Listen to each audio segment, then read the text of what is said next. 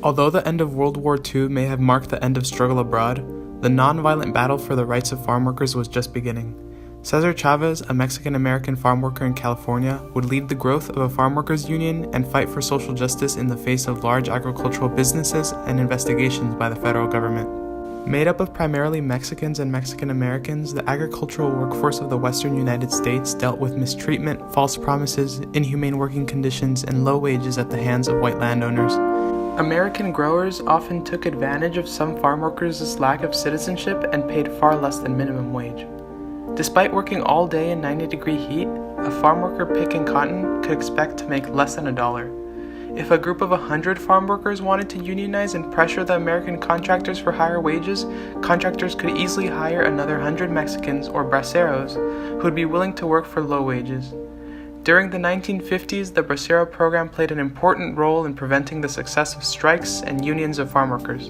The Bracero program was a deal with Mexico where the U.S. could import Mexican labor so long as they met defined agreements on living conditions and minimum wages for those workers.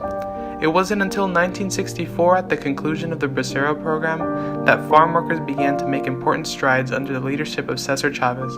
Inspired by the nonviolent tactics of Mahatma Gandhi, Cesar Chavez sought to bring social justice to farm workers. He wanted to improve the lives of farm workers who were overworked and living in poverty. A typical family working in the farms had trouble affording clothes, food, medicine, and other basic necessities. Nevertheless, American agricultural contractors wanted to maintain power over their cheap labor force of farm workers.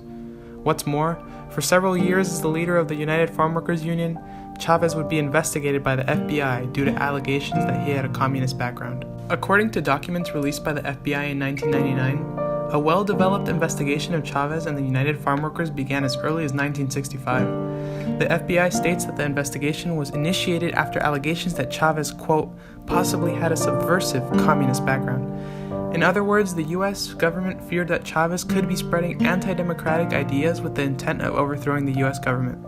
As ridiculous as the allegations sound, the FBI's thorough investigation over the course of several years demonstrates the concerns of the U.S. government in the mid-20th century. Unsurprisingly, the FBI later declared that they could furnish no definitive evidence regarding any subversive activities on the part of Chavez. Assuming the U.S. government was aware of the poverty farm workers faced, the fact that the FBI launched an investigation on a leader of poor farm workers exposes the government's racially divided mindset. At the top of the racial ladder were the whites, and far below were the Mexican and Mexican Americans.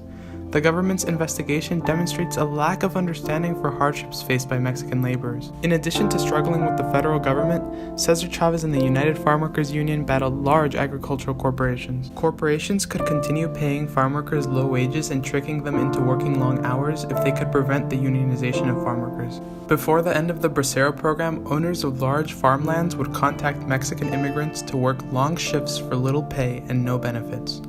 Growers of the West would cheat workers, paying them less than originally agreed upon. Any attempt by the farm workers to unionize and ask for higher wages was brought down by landowners who separated families and threatened laborers with weapons.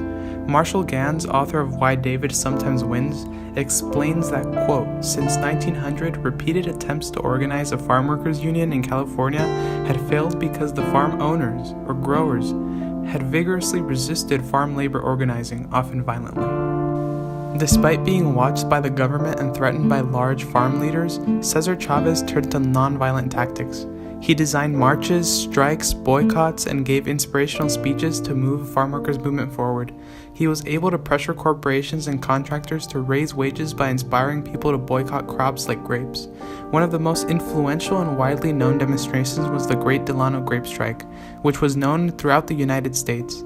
As a result of Chavez's efforts and those of the United Farm Workers, large corporations finally recognized a farm workers union in 1967. Throughout Chavez's leadership, the U.S. was clearly resistant towards social change and labor reform. The government's fully fledged investigation into Chavez and the United Farm Workers demonstrates the importance of race in the 1960s. Being Mexican or Mexican American and winning labor rights was something new for the U.S. farm workers.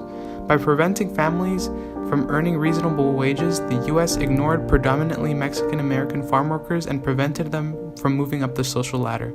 Cesar Chavez fought power structures like corporations and federal agencies, preventing Mexican Americans from becoming part of society.